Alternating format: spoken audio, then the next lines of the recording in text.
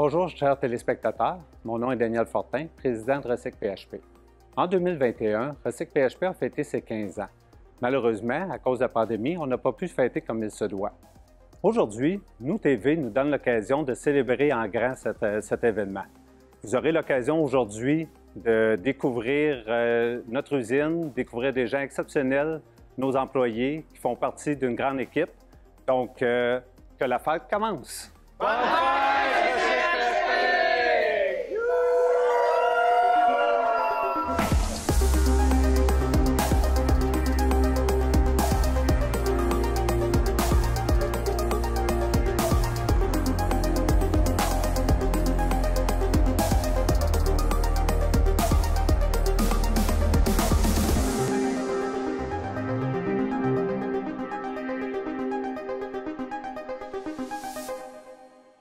Bon, je suis ici avec Sylvie Huet, qui est notre représentante aux ventes, service clientèle, logistique, donc beaucoup de rôles. On va parler un petit peu des produits que l'on reçoit, les matières premières qu'on reçoit, les produits que l'on fait. Donc, Sylvie, bienvenue. Merci. J'aimerais ça que tu nous parles au tout début, c'est quoi la matière première qu'on reçoit?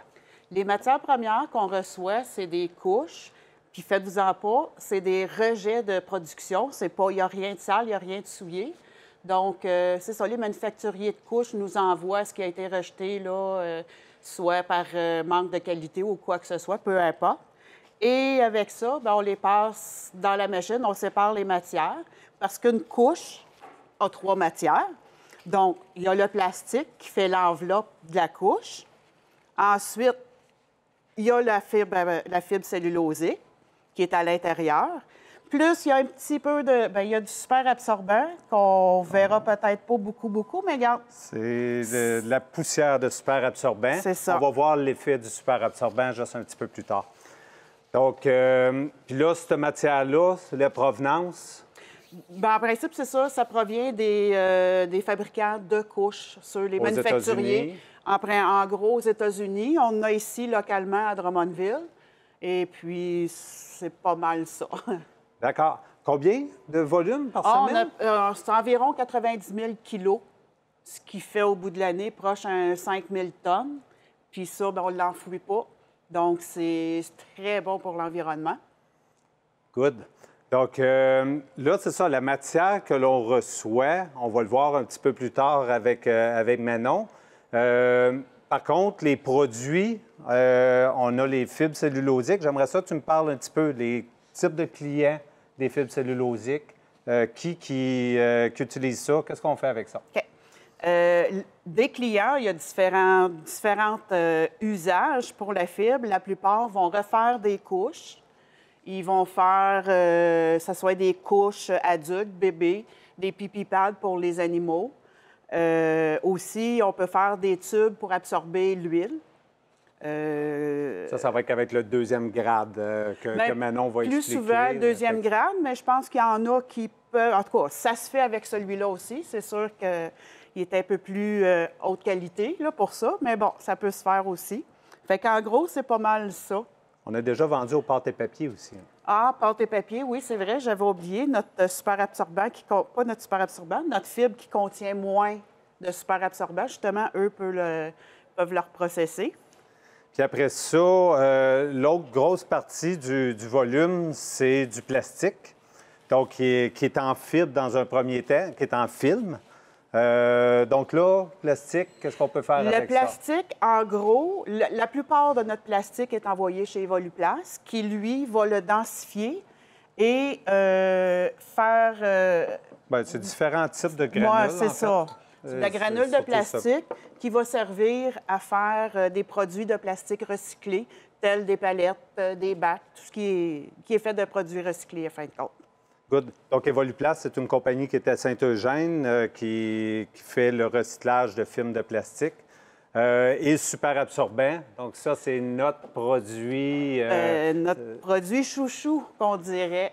Le super absorbant, il y a 1001 affaires qu'on peut faire avec. Il peut, lui aussi, être réutilisé dans les couches, serviettes sanitaires, ainsi de suite. Puis, nous, on a développé un produit qui est sous notre marque de commerce Gobi.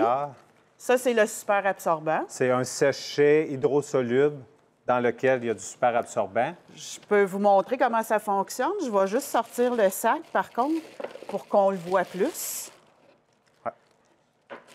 Donc, j'ai de l'eau ici. Ça peut être de l'eau, du café, n'importe quoi qui est liquide. Du lait, de l'alcool. Du lait, peu importe. Donc, je mets ça là-dedans. Puis on voit, on n'a pas eu besoin d'ouvrir le sac. Donc, c'est vraiment un sac hydrosoluble qui va fondre au contact du liquide. Là, le super absorbant va aller réagir pour aller chercher l'ensemble, pour aller gélifier l'ensemble du procédé. Le temps qu'il réagisse, on peut continuer. Oui. D'accord. What? Non, on ne peut pas continuer. On ne continuera pas. Oui, continue. Il va réagir. OK. Donc, c'est ça. Puis ça peut être, on peut l'utiliser aussi. Tu sais, on dit des pochettes hydrosolubles là-dedans, surtout dans l'aviation, que celle-ci est utilisée. Mais ça peut servir dans plein de choses. Ça peut être au niveau de la restauration pour ramasser les liquides des poubelles quand les gens jettent le verre de liqueur plein, le restant de table. Ça peut être utilisé aussi pour faire des ice packs ou bien souvent des toilettes de camping. Ouais, on a... c'est ça. On voit qu'ici, il est complètement gélifié. Donc, on n'a plus de liquide. Fait que ça, c'est bon pour les agents de bord. En fait, de là, ça partit. Parce qu'eux autres n'ont pas à gérer les déchets liquides parce qu'on les solidifie. Puis, admettons que, pour une raison ou une autre, le sac perce, ça coule pas. Donc, voilà, plus de dégâts. Donc, nos agents de bord sont très heureux. Ils n'ont pas à se soucier de ça. Fait que voilà. Donc ça, c'est un marché... en fait, le super absorbant, on est le seul fabricant au Canada de super absorbant. Donc, c'est quand même un peu spécial qu'on exporte. 80 et peut-être plus même. Peut-être plus. Donc, c'est quand même quelque chose qui est un peu spécial. Il y a des manufacturiers qui doivent importer du super absorbant et nous, on l'exporte. Donc, on espère, s'il y a des gens dans la région qui utilisent du super absorbant, bien, pensez à nous. C'est sûr que ça nous ferait plus plaisir de le vendre ici Il y a une chose aussi que je te disais, j'ai oublié de te dire, qu'on peut faire avec le super absorbant, c'est des sacs anti-inondation. Donc, tu as besoin de couper de l'eau, il ne faut pas qu'elle rentre dans un sac, puis bingo, comme ça. Ça peut être carrément dans un sac qui ne laissera pas passer la poussière, pas la fibre, le super absorbant, ou bien encore dans un sachet hydrosoluble, dans un bas qu'on fait juste déposer, puis que, voilà, ça va retenir l'eau. Donc, puis un peu ce qui s'en vient côté vente, on voit présentement, il y a une espèce de pénurie dans les matières premières. Donc, toute la chaîne logistique qu'on entend des fois, on est affecté. Exactement. Les demandes pour de la fibre cellulosique, même le super absorbant, est énorme. Puis, c'est ça. Comme on parle de logistique, bien, il y a toujours des retards partout. Les transports ont de la difficulté, les conteneurs et tout. Puis, étant donné qu'on exporte la majeure partie, bien, on n'a pas le choix que de dealer avec ça, mais ça fait partie du travail. Sylvie, j'aimerais ça que tu me parles un petit peu de ton expérience chez PHP. Mon expérience, super agréable. Moi, ça fait 8 ans que je travaille pour Recycle PHP. J'adore ça. On a une équipe merveilleuse. Il y a beaucoup de collaboration. Je trouve que la direction, les patrons ont une confiance envers les employés. Puis, moi, pour ma part, je sens que j'appartiens à Recycle PHP, puis j'adore ça. Bien, c'est super le fun. Très le fun à entendre aussi. Donc, là, ce qu'on va faire, on va aller voir Manon qui va nous expliquer, en fait, chacune de ces matières-là, comment est-ce qu'on fait pour les séparer dans le procédé. Salut Kathleen. Salut Daniel. Bienvenue chez nous. Merci de l'invitation. Très content que tu sois avec nous. Donc, aujourd'hui, on va te faire visiter l'usine avec Manon. D'accord. Donc, écoute, le CAE, ça fait très longtemps que vous êtes avec nous. On fête notre 15e. Je suis très content que tu sois ici pour pouvoir voir où c'est qu'on en est rendu. Puis Manon va passer du temps avec toi pour te montrer nos opérations. Parfait.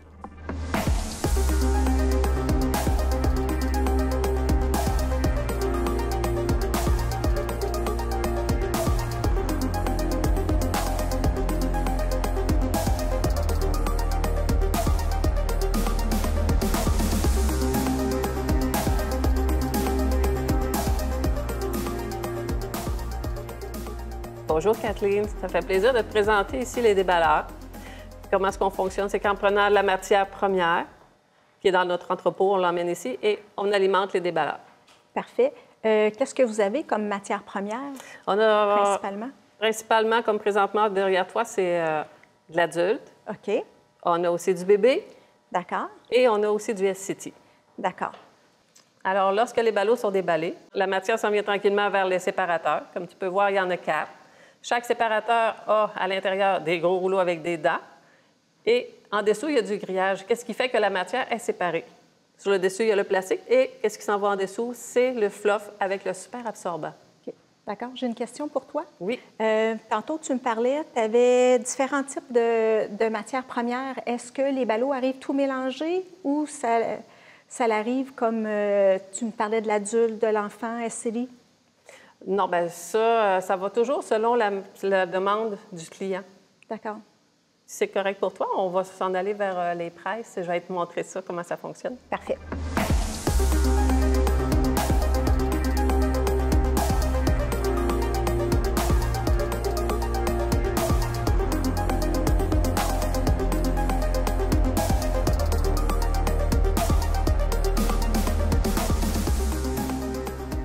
Donc ici, c'est les presses.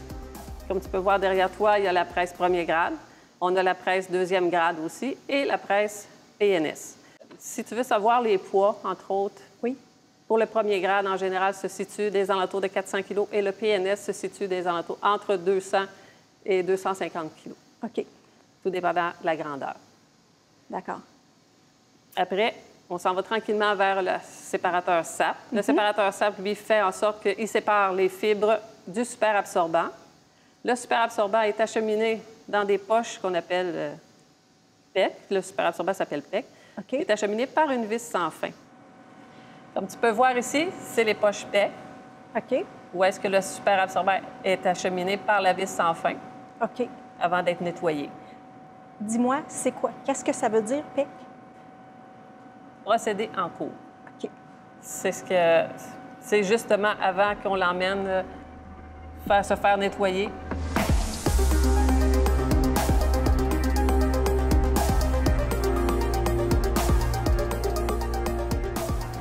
Salut Jean-François. Bonjour Kathleen. Toi, tu t'occupes du nettoyage? Ici, dans le fond, c'est le procédé de nettoyage de SAP. OK. Moi, je reçois les poches de PEC D'accord. qui, comme tu vois, c'est avec les contaminants. OK. Moi, je les nettoie pour OK. les mettre dans des poches, pour les remplir à 1000 kg pour la demande du client. OK. D'accord. Hey, salut Daniel. Salut Kathleen. Puis, as-tu aimé la visite? J'ai adoré la visite. Là. Merci de l'invitation. Bien, good. C'est moi qui te remercie d'être venu. C'est sûr que pour notre 15e, on voulait que le CAE soit avec nous. Vous avez été notre supporter depuis le début. Donc, merci encore, puis au plaisir de se revoir bientôt. Au plaisir. Salut bien. Salut.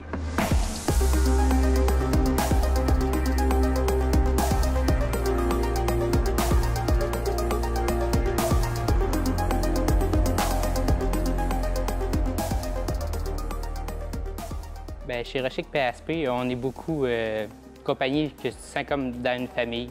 Puis c'est quoi qui est bien important, tout ça. Fait que j'aime bien ça pour ça. J'ai jamais pensé conduire un chariot élévateur, mais ici, on m'a donné la chance de conduire un chariot élévateur. Ça fait que ça, je sais que j'ai beaucoup avancé, j'ai beaucoup appris. Ça m'a vraiment donné la joie. Et puis, chaque fois quand je viens au travail, je sais que oui, là, je travaille. Oui, j'aime ça. Bien, c'est agréable de travailler chez Recyc PHP. On est considéré en tant qu'être humain, en tant qu'employé. On n'est pas des numéros, on est tous des gens avec un nom. L'intégration d'un employé est vraiment important pour nous chez Recyc PHP. Que ce soit autant pour les femmes que pour les hommes, nous utilisons une façon de faire qui est vraiment importante. Et tout passe par la formation. Donc, peu importe l'intégration, la première chose que l'on fait, on s'assure de voir que l'employé, quand il est embauché, va vraiment correspondre au poste auquel il est associé. On est capable même, avec Predictive Index, de trouver le bon profil de poste versus l'employé. Donc, lorsque les deux correspondent au niveau du comportement et du poste qui vient être agencé, là, automatiquement, on est sûr qu'on a un candidat qui est vraiment adapté et là vient au niveau la formation nécessaire pour bien donner l'apprentissage à l'employé. L'apprentissage, c'est quelque chose de bien important parce que pour nous, il n'y a pas de temps requis pour que l'apprentissage puisse se faire. Il y a des gens qui apprennent plus rapidement, d'autres moins. On le sait déjà après avoir fait les évaluations quand on regarde Predictive Index. Mais ce qui est important pour nous, c'est vraiment que l'employé se sente encadré. Parce que l'intégration, c'est beau de dire qu'on est une compagnie qui, justement, on a un bon climat de travail, amène les gens à bien travailler ensemble, mais il demeure que quand on les supporte, qu'on les accompagne, on fait tout en œuvre pour vraiment leur donner le temps nécessaire d'être autonome et de bien opérer sa ligne de production. Mais pour ça, j'ai la chance de travailler avec un collègue. Donc, c'est un travail d'équipe. Donc, Manon, qui, elle est formatrice, elle est agente de liaison SST et en plus, elle est justement formatrice chef d'équipe. À partir de là, bien, quand on parle, moi et Manon, pour justement être en mesure de pouvoir trouver quelles sont les meilleures façons d'intégrer, d'aider la personne à l'apprentissage, on travaille toujours ensemble. Donc, Manon, je vais te poser une question quand même importante. Donc, quand on a un nouvel employé qui est là, quel est pour toi l'essentiel de la formation que tu dois donner à cette personne-là? Bien, tu vois, Luc, la formation essentielle première, c'est vraiment au niveau de la santé-sécurité, pour être sûr que l'employé soit à l'aise, soit en confiance aussi quand il travaille au niveau de la machine. Et j'aime bien donner aussi la formation au niveau chariot élévateur, SIMDUT. Si je ne me trompe pas, tu es déjà accrédité pour donner la formation. Je suis accréditée, oui, effectivement. Et c'est vraiment quelque chose de formidable de pouvoir partager ces formations-là avec les nouveaux employés. Les formations, tu les donnes, mais on les fait aussi en ligne. Donc, on est là pour vraiment encadrer. Donc, quand on parle SST, SIMDUT, cadenassage, tout ce qui est, comme tu l'as dit, chariot, et au niveau de la ligne, on sépare ça en 3, puis on laisse la chance. Et surtout, pourquoi?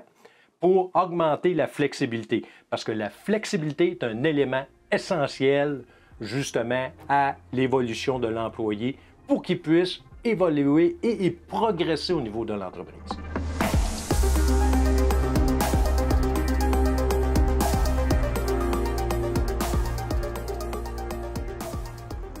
Nous sommes maintenant avec Evans Patry, qui est notre directeur adjoint aux opérations.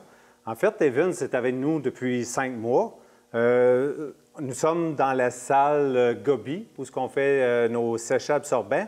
Ce qu'on va faire avec Evans, on va jaser un tout petit peu de l'historique de Recyc PHP, puis de ce qui s'en vient, donc les innovations futures.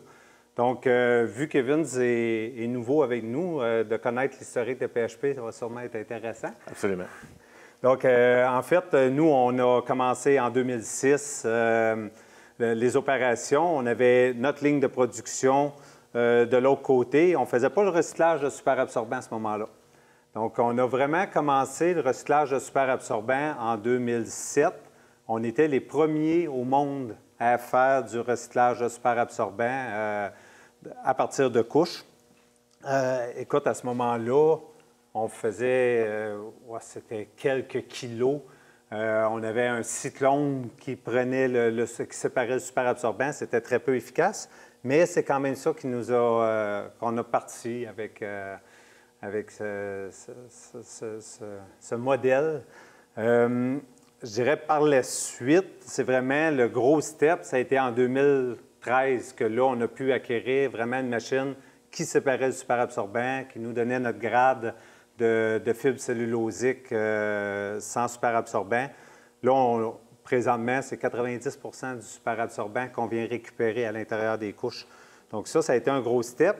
Un step sur lequel tu commences à travailler, c'est le SCADA. Donc le SCADA, c'est en 2020 qu'on a commencé ça. Tu veux-tu l'expliquer un petit peu?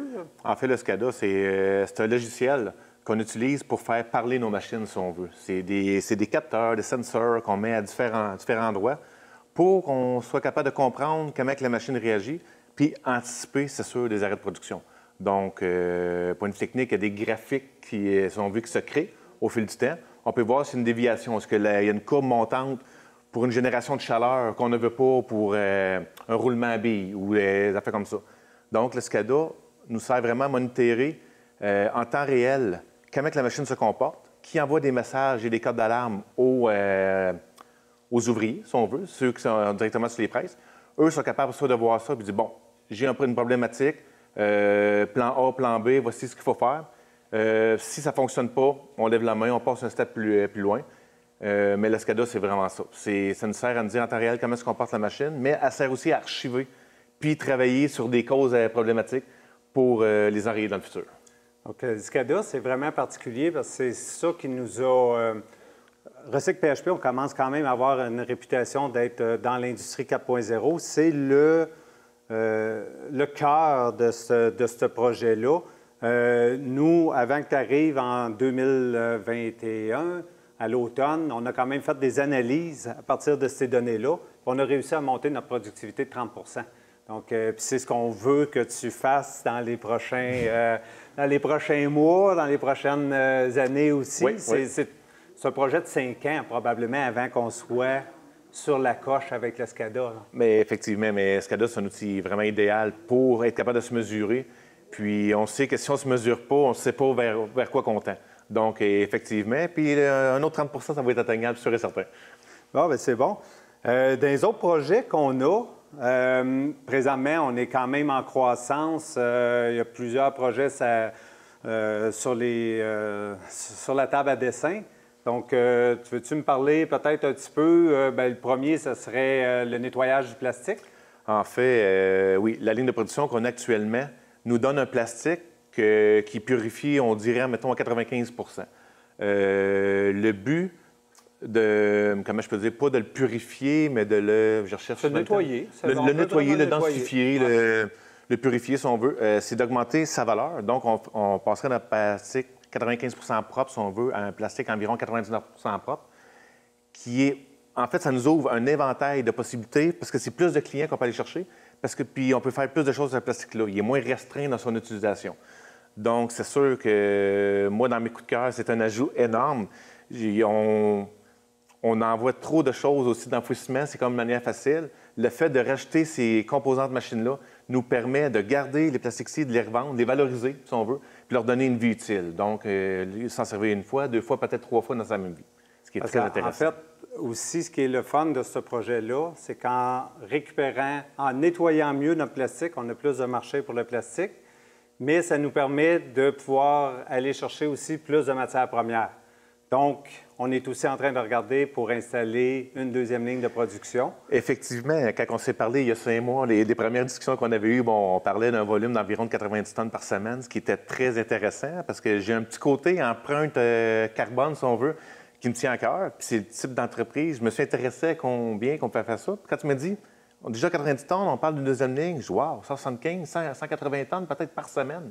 Ce qui est énorme, c'est juste fou. Donc, l'instauration de la deuxième ligne en parallèle avec la densification du plastique qu'on fait présentement, ça fait beaucoup de sens parce que c'est, comment je peux dire, c'est tout du stock qu'on renvoie sur le marché. On voit qu'il y a des pénuries partout. Nous, on va participer à redonner, dans le fond, sur le marché, ces produits-là qu'avant, on a renvoyé peut-être... on envoyait sur d'autres marchés, mais là, il va être utilisable au Québec. Exactement. Ce qui est une bonne chose. Juste pour situer les téléspectateurs, quand on parle de 90 tonnes, on parle de 4 à 5 grandes vannes de stock. Ouais. Donc, c'est quand même, c'est pas rien. Là. Ça veut dire que s'ils rentrent ça ici à chaque semaine, il ressort le même montant parce qu'on récupère 99,7 % de ce qui rentre. L'autre côté aussi dans tes projets, c'est justement dans la zone Gobi. Oui. Donc là, la zone Gobi, c'est la zone où on fait l'ensachage en petite quantité de super-absorbants. Puis là, tu as des beaux projets. Là, en fait, oui, un peu comme Sylvie nous a démontré tantôt. En fait, on a un format de 140 grammes qui a été présenté. Ces formats-là, ils étaient un peu faits, comment je pourrais dire, peut-être faits plus à la main. Dans le fond, on a des employés directement qui travaillent du produit, qui font beaucoup de manipulations. On est rendu à un stade où est-ce qu'il faut ouvrir la machine, si on veut. puis ça ne peut pas juste dépendre sur l'humain.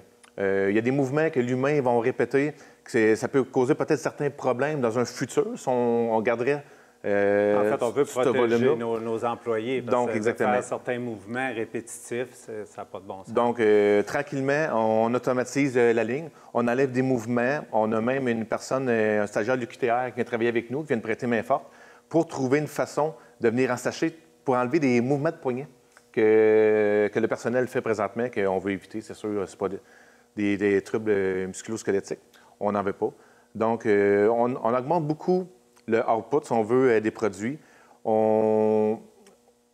L'humain continue à travailler dessus, mais d'une manière différente. On est plus en contrôle qualité puis en surveillance que directement dessus. Donc, pour l'employé, c'est très intéressant parce qu'il est beaucoup plus mis à contribution de cette façon-là que seulement juste rouler les sacs. Là, c'est vraiment... On utilise la pensée de la personne. Exactement. La pensée innovante, surtout de la personne, plutôt que juste la manipulation. Puis en fait, c'est vraiment...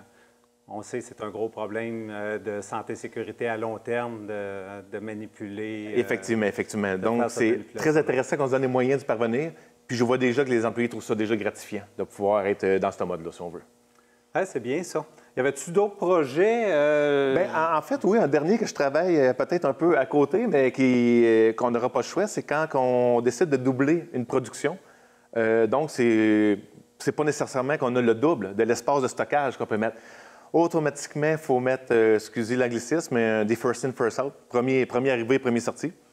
Donc, je travaille présentement sur un système de code QR de localisation pour que les matières, on sache tout le temps qu'elles sont dans quelle localisation et que le flow, ça fasse en bonne et due forme. Donc, une remorque qui rentre avec des produits, c'est intéressant que parallèlement, il y a une remorque qui sort avec les produits pour qu'on garde le même espace plancher. Parce que quand on parle un peu comme d'empreinte carbone puis de recyclage, mais on recycle déjà beaucoup d'énergie à l'interne. Tu as des belles initiatives là-dessus, juste pour récupérer le chauffage à plusieurs endroits. C'est très intéressant.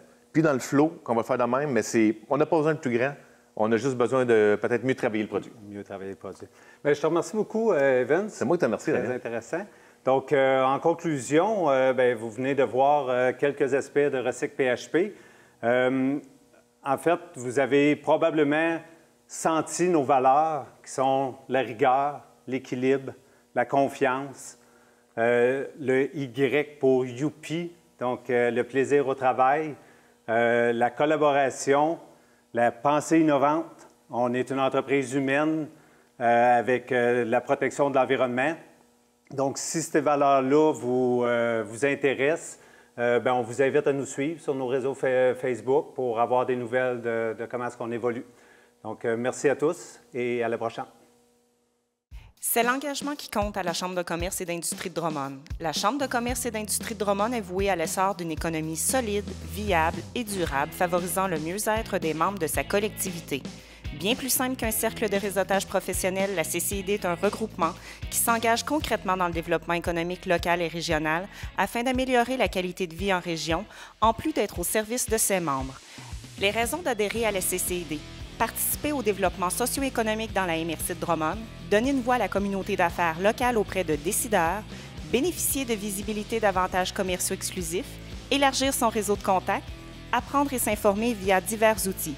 Lorsque vous adhérez à la CCID, vous êtes assuré d'y retrouver un engagement à atteindre l'excellence dans l'action, l'imputabilité, l'éthique, la transparence, ainsi qu'un organisme de concertation qui conserve un statut indépendant, apolitique et non idéologique. Référez-vous au ccid.qc.ca pour plus de détails.